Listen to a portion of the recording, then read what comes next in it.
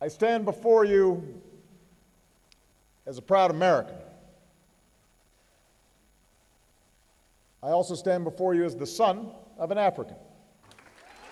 With those words, Barack Obama, the first U.S. president to address the African Union, encapsulated his personal interest in seeing Africa's continued economic and developmental growth. It is long past time to put aside old stereotypes of an Africa forever mired in poverty and conflict. The world must recognize Africa's extraordinary progress.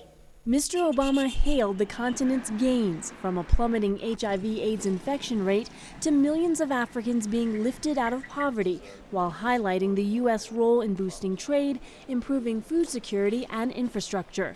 Without naming China, a large investor in the continent, Mr. Obama emphasized what he said sets the U.S. apart in its investment in Africa. Economic relationships can't simply be about building countries' infrastructure with foreign labor or extracting Africa's natural resources.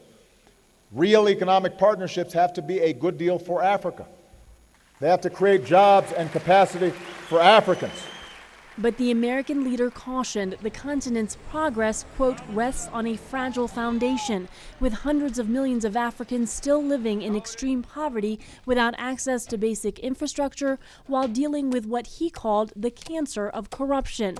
He received a rousing response when he talked of how progress in Africa depends on democracy that goes beyond just formal elections. When journalists are put behind bars for doing their jobs, or activists are threatened as governments crack down on civil society, then you may have democracy in name but not in substance.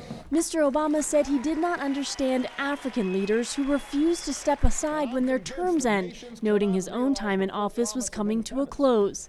I love my work, but under our Constitution, I cannot run again.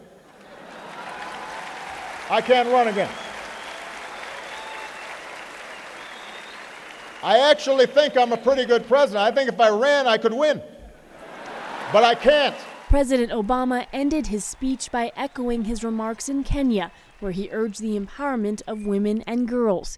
He said respect for human rights, equality, and the dignity of all people is the true path to progress and opportunity, not just in Africa, but all over the world. Aru Pande, VOA News, Addis Ababa.